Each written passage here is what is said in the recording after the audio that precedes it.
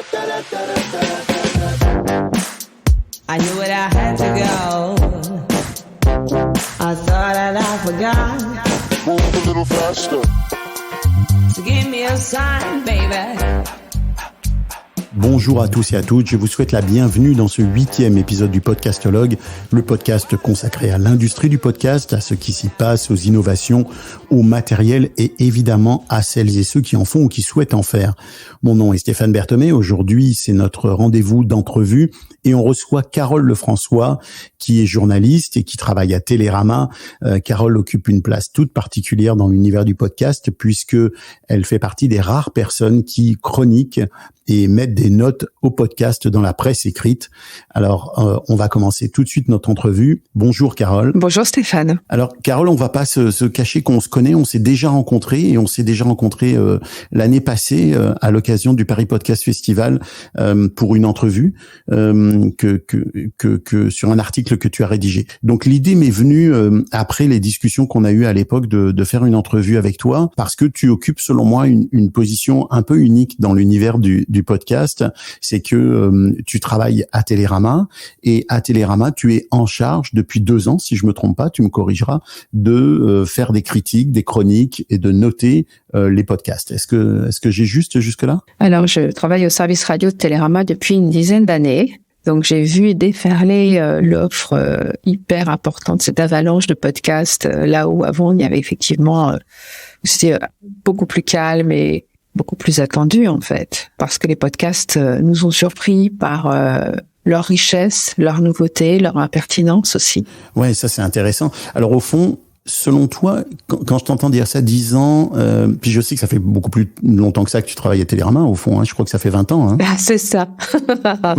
Ok. Alors, j'espère que je trahis pas un secret. Donc 10 ans sur l'univers radio-audio, on pourrait dire. Quand tu parles de déferlement, c'est quoi pour toi? Quelle est la période charnière? Est-ce que c'est comme tout le monde la Covid 2019-2020 ou est-ce que déjà avant ça tu sentais monter, tu voyais des choses qui t'ont surprise, t'as vu des contenus qui étaient un peu différents déjà? Non, ça a démarré vraiment bien avant. Tu sais, Arte Radio a fêté ses 20 ans, c'est l'année passée en décembre dernier, et Arte Radio a ouvert le bal. Ouais, pour toi c'est Arte Radio qui est le je veux pas dire le leader. Ouais, je veux pas dire le leader parce que c'est pas le terme, mais qui est plutôt le précurseur, complètement le faiseur d'originalité. Puis on le sait, ils ont du contenu audacieux, ils ont du contenu différent, ils ont du contenu engagé, etc. Donc pour toi, c'est ça qui a marqué quelque chose dans l'univers du podcast en France. Oui, ça a été fondé par Sylvain Agir et effectivement, comme tu le dis, ils ont un contenu très éclectique, hein, qui va de la fiction à la carte postale sonore, au documentaire. C'est vraiment très riche, quoi, hein, Arte Radio. Et justement, aujourd'hui, là, on est en 2023. Le podcast n'est pas encore un contenu mainstream, mais on est en train de s'installer quand même dans une certaine légitimité.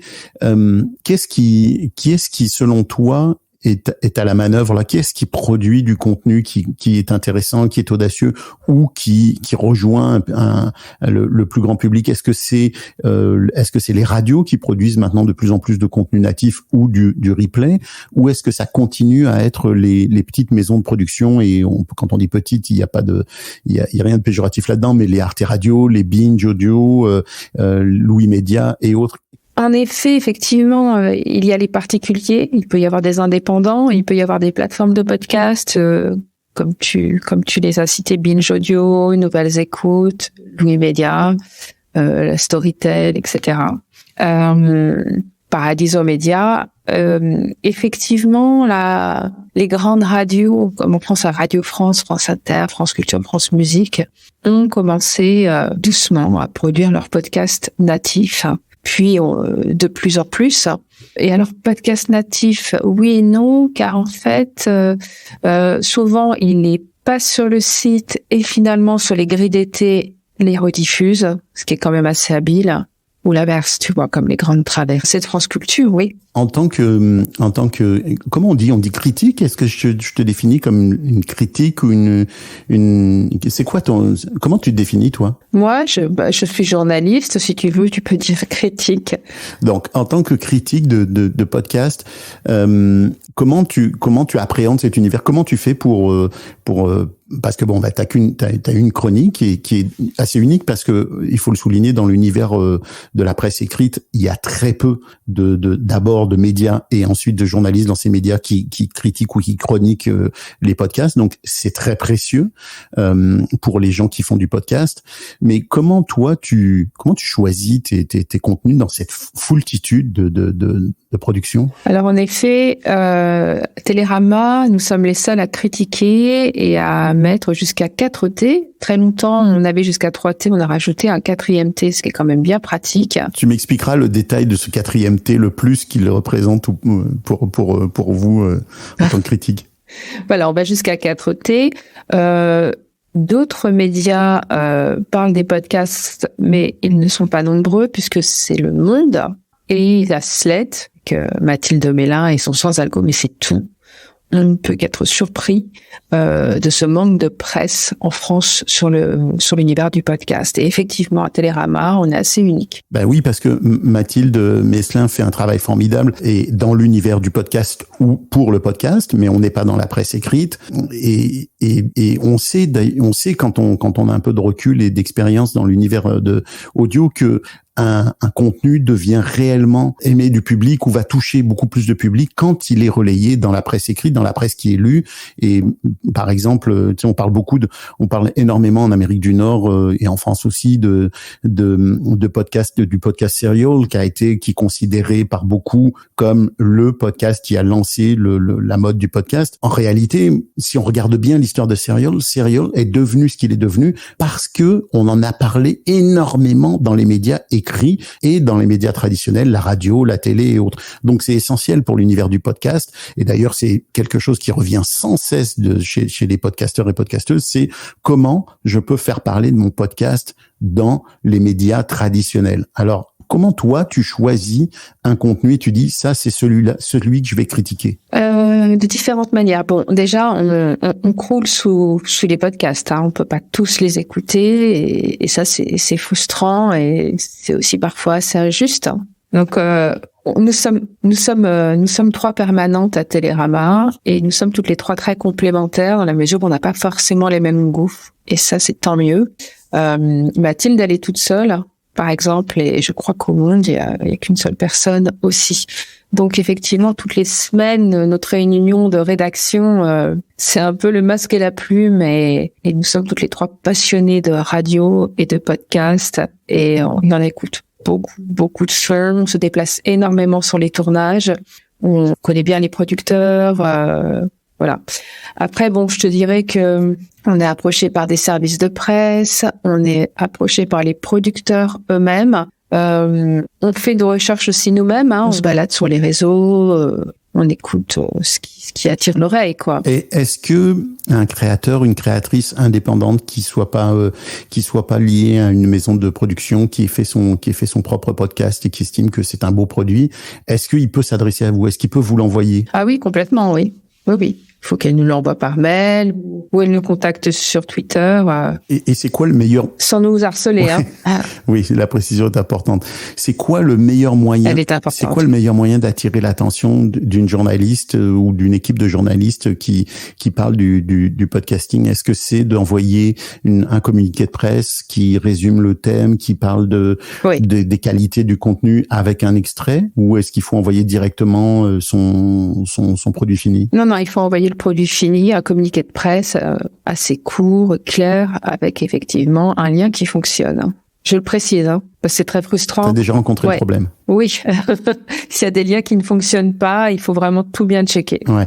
Donc un bon communiqué de presse avec des informations alléchantes, quelque chose est-ce qu'il faut vraiment être original? Est-ce qu'il faut vraiment sortir du lot, ou est-ce que vous avez le temps quand même de tout regarder puis de vous dire bon, on va aller écouter un petit bout de ça, un petit bout de ci, ou est-ce que vous faites une présélection quasiment déjà sur la présentation ou ce genre de choses? Ben oui, effectivement, la présentation joue beaucoup. coup, hein, si c'est une énième histoire de ma grand-mère, tu vois, les autobiographies, les journaux intimes, c'est sympa, mais il y en a eu énormément.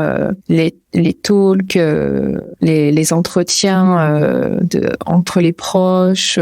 Moi, j'aime pas du tout quand j'ai l'impression à l'écoute d'être au café du commerce, comme on dit à Paris, à discuter. Ouais, donc il faut surprendre, il faut surprendre, mais sans forcément que ça se sente qu'on cherche à surprendre, parce que ça, il y a rien de pire que ça d'un travail qui est destiné à surprendre et qu'on se rend compte de la mécanique derrière. Donc il faut avoir un contenu original.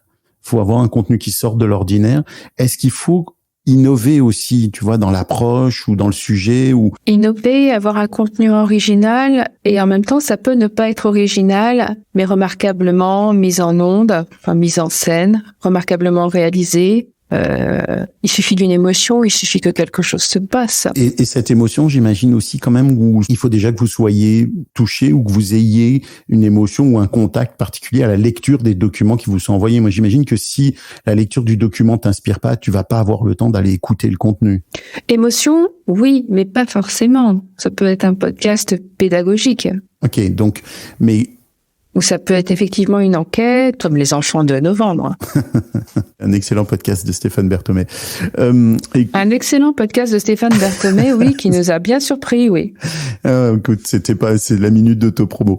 Qu'est-ce qui t'a frappé l'année dernière? Quel a été dans tes coups de cœur, à la fois en termes de podcast en tant que tel, mais en termes de tendance? J'ai deux questions là-dedans. C'est quelle est la tendance qui vraiment t'a attiré les oreilles? Est-ce que c'est le documentaire, la fiction, je sais pas, et quel est le contenu en tant que tel, le podcast ou les podcasts, ne nous limitons pas, qui t'ont vraiment fait vibrer? Alors, du côté de la fiction, à la rédaction de Télérama, on a primé La dernière nuit d'Anne Bonny de Claire Richard sur Arte Radio. On a décerné notre premier prix sur le festival Longueur d'onde, le prix Télérama. La réalisation est superbe. L'écriture, l'originalité, la fraîcheur de ce podcast. Vraiment, on la recommande vivement, Ok. Toi, personnellement, sur l'année 2022, quel est le podcast ou quel est le style qui t'a touché, qui t'a intéressé, vraiment, qu'est-ce qui ressort du lot pour toi? Qu'est-ce qui ressort du lot? Bon, alors j'aime beaucoup le podcast historique de Philippe Collin, Le fantôme de Bétain était remarquable, celui sur Léon Blum aussi.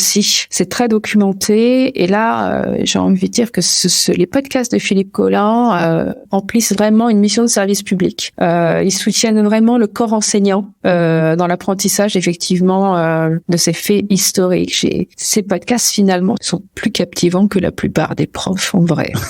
Mais c'est l'objectif du podcast, c'est ça, finalement, la mission du podcast, c'est de passer du contenu à travers une forme captivante, non? Et si les podcasts réconciliaient les élèves avec l'histoire? Eh bien, c'est le cas avec Philippe Collin. Ça c'est formidable, c'est un beau compliment, ceci dit. Donc le documentaire te plaît particulièrement, j'ai vu tu chroniques beaucoup le documentaire. Voilà, donc moi je conseille effectivement toutes les séries de Pétain, que ce soit celle sur Napoléon, sur Cléopâtre, sur Blum, et là celle qui sort sur Jean-Marie Le Pen. J'ai beaucoup aimé la série de Alain Lefkovitch pour France Culture sur la rafle du Veldiv, où il a interrogé les survivants de la rafle. Oui.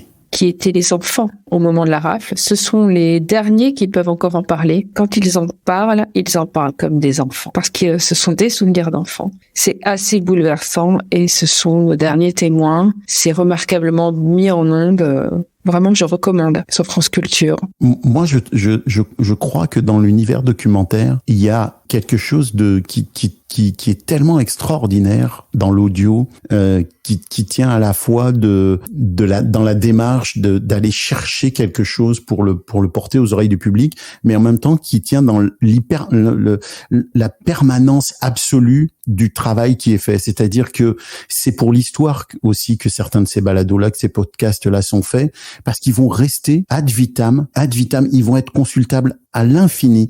J'imagine que tu te souviens de la filière de Philippe Sands, ouais, formidable. De Philippe Sands, qui moi m'a complètement bouleversé, à la fois par sa simplicité dans la construction de son personnage, de ce qu'il est lui par rapport à cette histoire-là. Tout se construit bout par bout et l'histoire prend des tournants comme ça sans le surjouer, mais on comprend qu'on rentre dans quelque chose de plus en plus grand, de plus en plus important et en même temps par l'importance du propos, l'importance du sujet en tant que tel, c'était formidable. Donc c'est un peu ça le truc non dans le documentaire finalement. Oui, absolument. Et comme tu le dis justement, sans surjouer. Est-ce que en disant ça, tu rencontres beaucoup de contenus qui sont trop réalisation trop lourde, surjeu des interprètes, etc. Oui, ça arrive. Ou même des interprètes qui se mettent beaucoup trop en scène. Et ça gâche tout. Et ça, c'est une tendance qui, moi, personnellement, ça passe pas avec moi. Alors, attention, ceux qui nous écoutent, auditeurs, auditrices, si vous voulez voir quelques thés dans Télérama, ne vous mettez pas trop en scène. C'est terrible ce que tu... Non, mais est-ce que tu veux un exemple? Ben oui, je veux bien un exemple. Est-ce que tu veux un exemple de ça passe pas? Par exemple, Kitsungi, le podcast, l'histoire de ma reconstruction. C'est une histoire extrêmement forte. C'est une jeune femme qui a été abusée par son voisin et qui va porter plainte des années plus tard. Et son amie, qui est la productrice du podcast, elle laisse son micro tourner, enregistre tout. Et moi, ça me dérange beaucoup la crise de fou rire ou de lui dire « Ah, mais qu'est-ce que t'as ressenti là? Ah, mais non, c'est pas vrai. Oh là là, j'ai des frissons. » Moi, ça me dérange. Je trouve que ça gâche tout le propos qui est déjà d'une violence inouïe et d'une force considérable. Je trouve que c'est là que ça a péché. Tu vois, pour ce podcast, j'ai dû y mettre 2 T. C'est un podcast qui est très utile et important, mais j'en aurais mis davantage. En même temps, la réalisation, c'est une forme d'art, c'est-à-dire que on peut choisir justement qu'il n'y ait pas de limite à ce qu'on garde. T'as des réalisateurs qui sont des chirurgiens qui vont aller travailler jusqu'à l'os du contenu. T'en as d'autres qui vont laisser beaucoup de gras autour du contenu. Donc en même temps, est-ce que ça tient à ça, à ton avis? Mais ça c'est très personnel, c'est-à-dire que toi tu peux ne pas aimer, quelqu'un d'autre peut aimer. C'est difficile. Je pense que ça aurait pu être plus court, plus incisif. Je pense qu'il y avait des longueurs qui n'étaient pas nécessaires sur leur proximité, leur amitié. Souvent aussi, il faut le dire, cette tendance là de la mise en scène et de l'auto-mise en scène, elle est sollicitée. J'ai commencé en 2017 et au départ, on demandait pas vraiment aux animateurs, animatrices d'être aussi présents dans leur contenu. J'ai vraiment senti ces dernières années qu'il y avait un tournant là-dedans dans la mise en scène de l'animateur ou de l'animatrice en tant que personnage. Il faut qu'on ait un lien avec le sujet. Mais alors ça me dérange pas si c'est pas trop. Tu vois, Cerno l'anti-enquête, c'est formidable. C'est un ovni. Cette série, c'est un ovni. Julia Cernobori, il est exceptionnel. Oui. Il se met en scène et c'est magnifique et c'est une très grande poésie. Cernobori, c'est un phénomène extrêmement particulier. Puis tu l'as défini en un seul mot, c'est un ovni.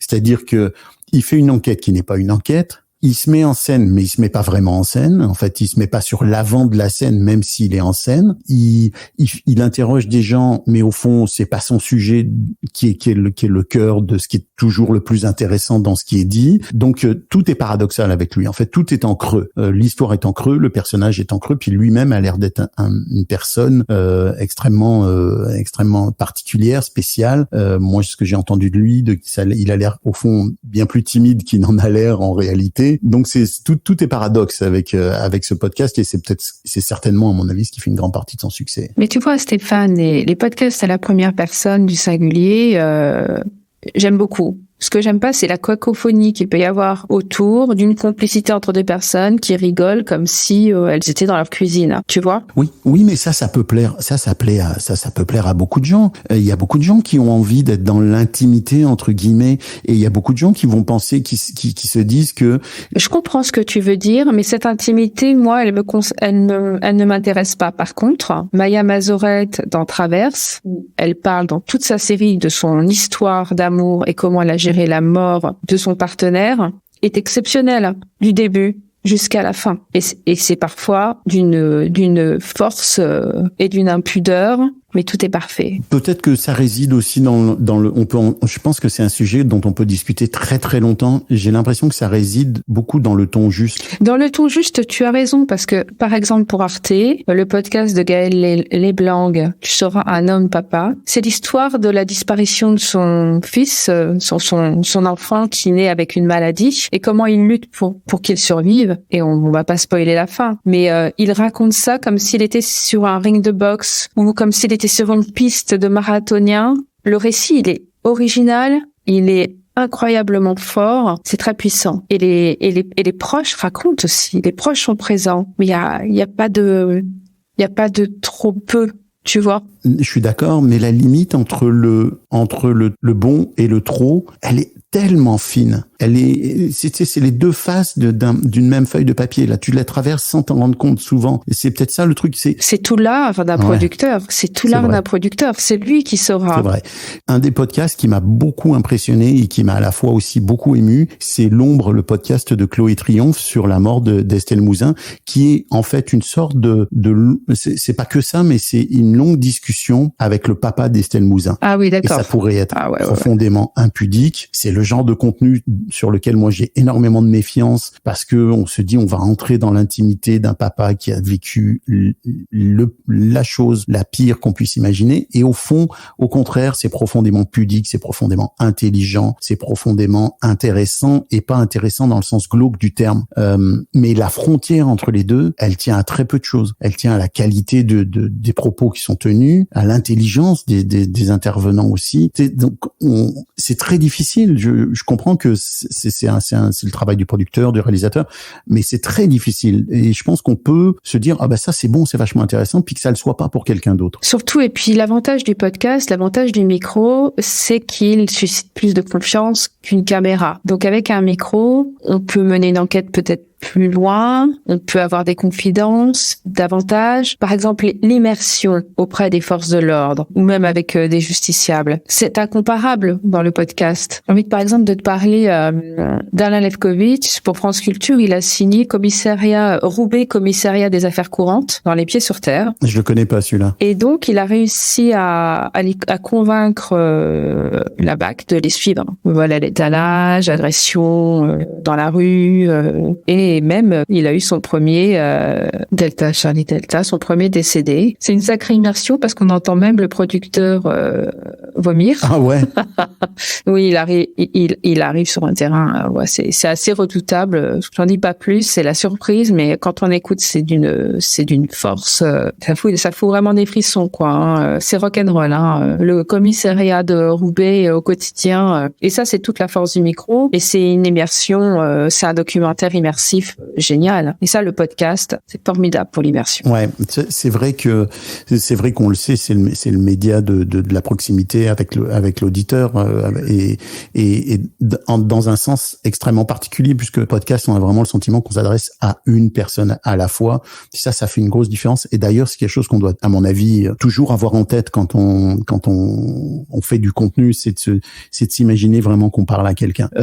Tu étais au festival Longueur d'onde, qui vient de se terminer, qui s'est terminé cette semaine, enfin le week-end dernier. Oui, c'est la 19e édition. C'était la 19e édition, oui. Ah ouais, déjà.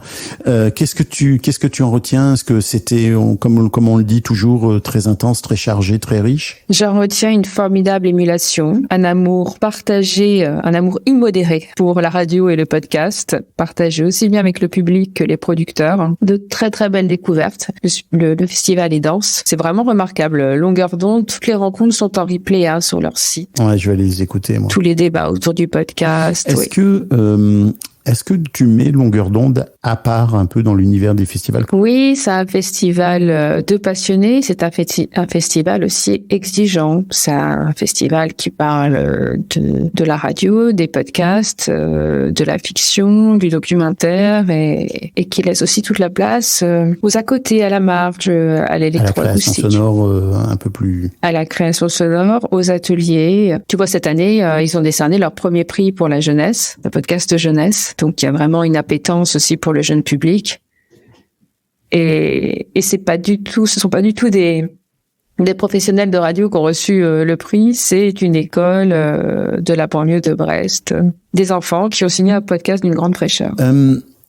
Justement, quand on parle de festival, Longueur d'onde fait partie dans l'esprit des festivals qui à la fois sont très porteurs pour l'industrie du podcast et de l'univers audio en général, mais à la fois qui sont des lieux de création. Et en termes de création, justement, je me demandais comment vous, là, parce que tu parles aussi un peu pour tes collègues, là, comment vous voyez évoluer l'univers du podcast. Si je te demandais, peut-être question difficile, c'est quelles vont être les tendances 2023 là? Qu'est-ce qui va se passer en 2023 dans l'univers du podcast? Qu'est-ce que tu vois venir? Est-ce qu'il y a des choses qui sont en train de se passer, de la fiction? On voit que Paradiso Media, par exemple, est en train d'adapter au cinéma un podcast qu'ils ont produit.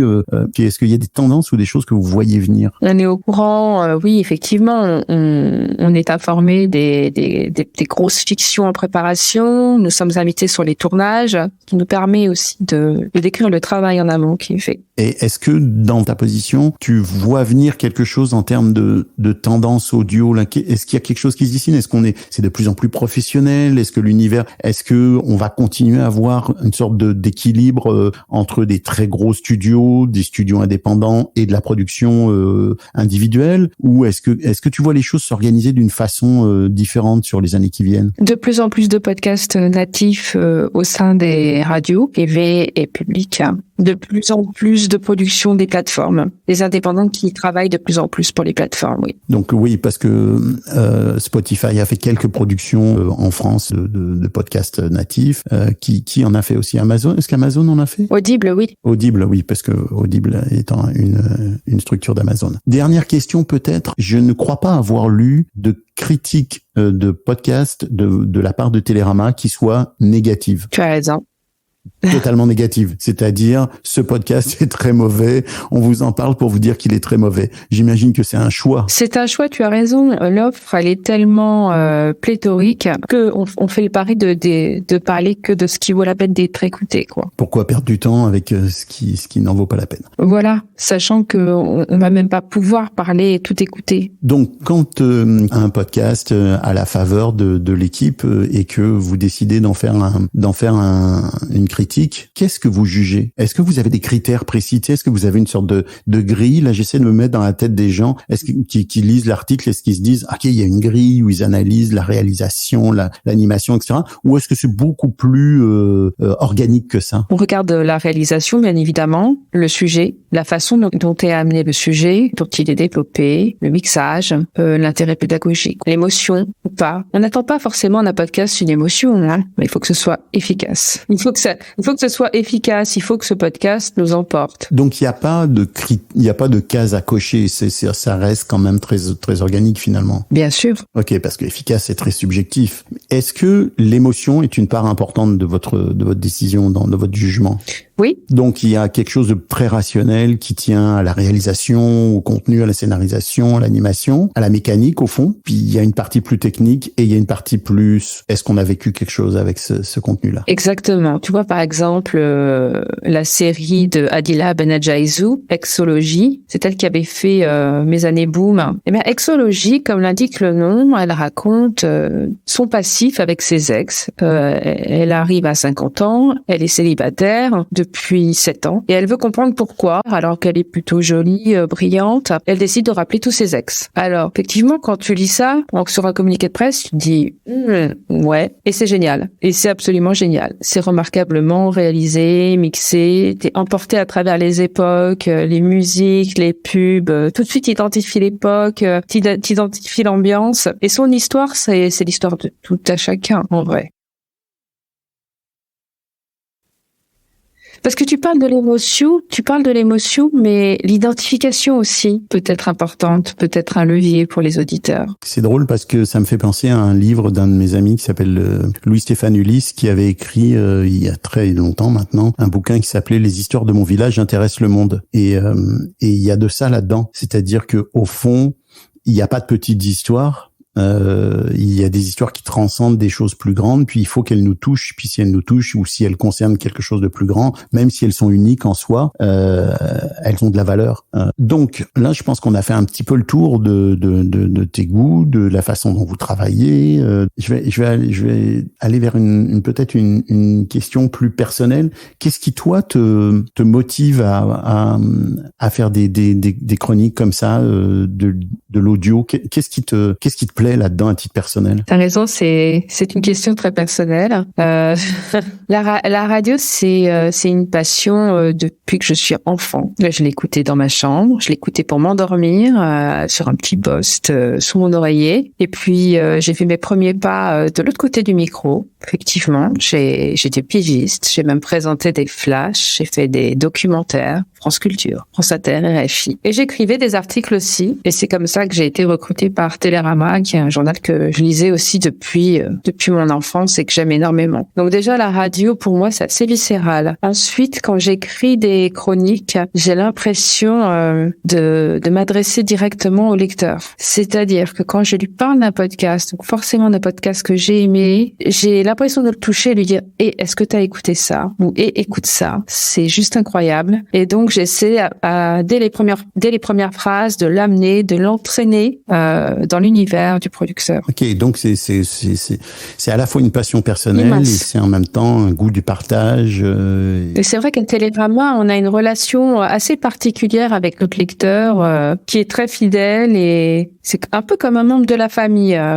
Donc, quand j'écris, c'est à lui que j'écris. Et dernière question, ce thé supplémentaire alors, c'est quoi? Qu'est-ce qui vous a poussé à rajouter un thé dans la cotation? Eh bien, ça nous permet d'être un peu plus juste dans la notation quand c'est bien, très bien, vraiment incroyable, incontournable. Et est-ce que vous avez pensé à faire des cotations plus détaillées? Tu vois, par exemple, la réalisation, l'animation, la scénarisation, puis une note générale. Est-ce que vous avez déjà envisagé ça ou est-ce que c'est un modèle qui reste comme ça parce c'est le modèle de Télérama de mettre les fameux T? On met les T et après à travers l'article on explique au lecteur pourquoi, ce qui est bien, ce qui est vraiment saillant. On met en exergue vraiment la force du podcast. Mais tu hésites pas quand même, parce que je l'ai lu dans quelques articles, tu n'hésites pas quand même, malgré le fait que les T soulignent la qualité du travail, des fois à soulever des points négatifs ou des points moins bons dans le contenu. C'est quelque chose qui gêne pas, ça, ce qui vous gêne pas, au contraire. Oui, effectivement,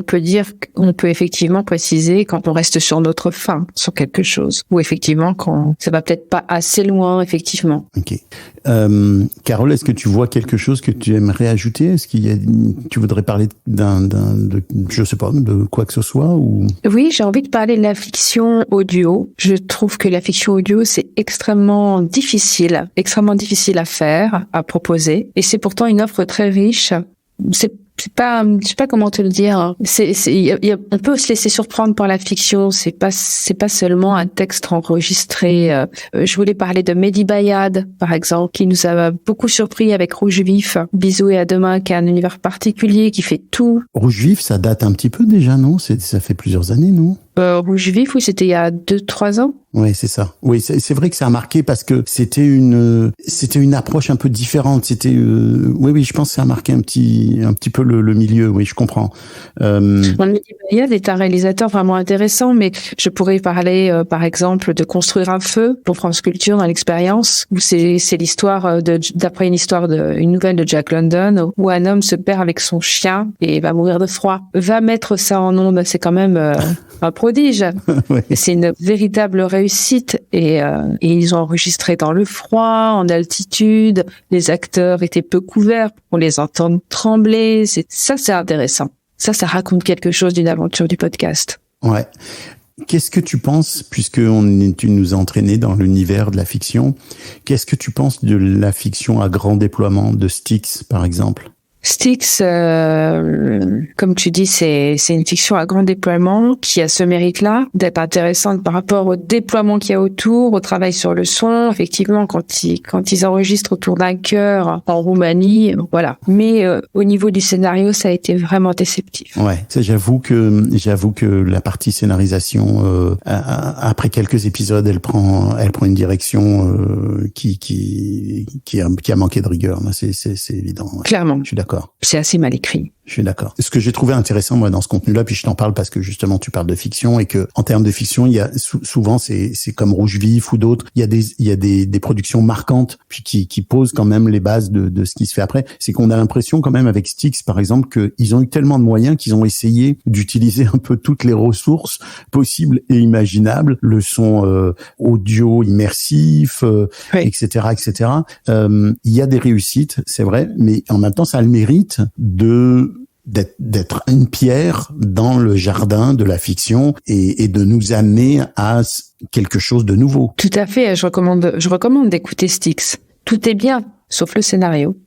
Ouais. Bon, alors ils vont pas nous aimer pour ça, nos amis de Paradiso Media, mais j'ai parlé par exemple avec Alexandre Widmer, qui est le directeur artistique du projet, donc qui tu sens que c'est des gens qui sont ultra passionnés. Lui, il a une passion pour le son. C'est des gens qui viennent de l'univers du cinéma, qui font de l'audio au cinéma, donc avec une rigueur. On le sait, les gens de cinéma, c'est des gens qui ont une énorme rigueur professionnelle. Alors il y a quand même ce point-là. Il y a quand même ce point-là positif. Alors ça, c'est vraiment un sujet intéressant que tu soulèves. Les acteurs de cinéma qui font du podcast. Est-ce que c'est bon ou est-ce que c'est pas bon pour toi? Eh bien, les deux. Ok. Tu sens des acteurs qui ont besoin d'une caméra, qui jouent beaucoup par la gestuelle, mais la gestuelle ne passera pas au micro. Et puis d'autres qui se posent là parce qu'ils ont un jeu comme au cinéma et tu rentres mieux que plus que d'habitude, quoi. Comme si tu voyais un film. Par exemple, Je te tiens. Je sais pas si tu l'as été. Je te tiens avec Amelia Jordana. J'ai commencé à l'écouter.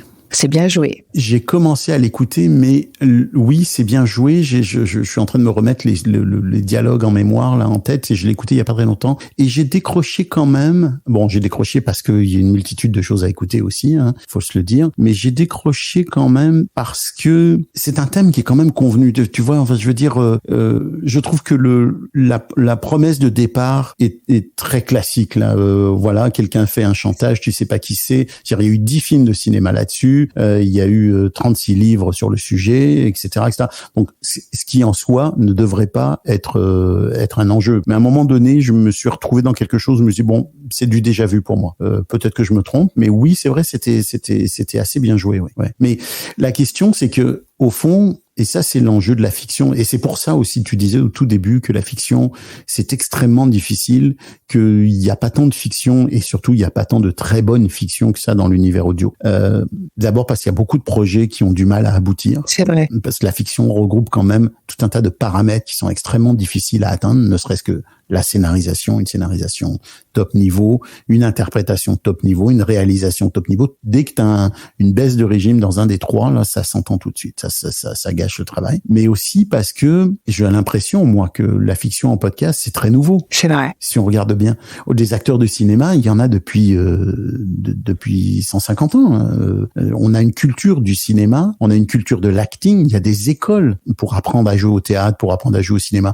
Il n'y a pas d'école pour apprendre à jouer à l'audio. Il y a des gens qui font de la voix off, il y a des gens, tu sais, c'est un chemin qui s'est glissé entre plusieurs grandes voix. C'est peut-être là que les choses vont se mettre en place, puis qu'on va avoir des acteurs, finalement peut-être des acteurs de l'audio. Oui, et puis le cinéma qui s'inspire des podcasts qui fonctionnent. Ouais, ça c'est un fait, c'est que le podcast devient maintenant le vecteur de nouveaux contenus qui vont être des séries télé, du cinéma, et il y a deux vertus à ça. La première, c'est que c'est bon pour l'univers du podcast. La deuxième, c'est que c'est bon pour l'univers de la télé ou du cinéma parce que ça permet à des producteurs d'acheter un produit dont ils savent qu'il a déjà été testé et qu'il a fonctionné dans l'univers audio. Donc ça les rassure et ça leur permet d'investir avec un peu plus d'assurance. C'est certain. Carole, je te remercie. C'était super intéressant. Tu nous as livré beaucoup de noms, hein, de coups de cœur. Alors, je recommande chaudement aux gens d'aller écouter les noms des contenus dont tu nous as parlé. Moi, je vais aller en écouter quelques-uns. Il y en a un ou deux que j'ai pas j'avais pas écouté. Rouge Vif, effectivement, je le recommande à nouveau parce que même s'il a déjà quelques années, il a marqué un petit tournant dans la créativité du point de vue de la fiction. C'est vrai que c'est un point intéressant. Merci beaucoup, Carole. Je t'en prie, Stéphane. C'était un plaisir. Merci à toi. Voilà, c'est déjà la fin de cet épisode. Ce podcast est une production GoScript Media. Il est réalisé par moi-même. La musique que vous avez entendue vient du catalogue musical de BAM Music et je remercie notre partenaire Edisound. Quant à nous, on se retrouve la semaine prochaine avec Bruno et Philippe pour un épisode du Podcastologue en discussion et avec plein de conseils et de contenu comme d'habitude. D'ici là, n'hésitez pas à dire en commentaire sur Apple Podcast et ailleurs tout le bien que vous avez pensé de cet épisode. Recommandez-le à vos amis, à vos voisins et partagez-le autour de vous. Je vous dis à très bientôt et que l'audio soit avec vous. Why does it have to feel so good? I knew it, I had to go. Move a little faster. I thought that I forgot. So give me a sign, baby. I wish that I could step inside. Move a little faster. Oh, why? Move a little faster. Move a little faster. I knew it, I had to go. Move a little faster. Step inside.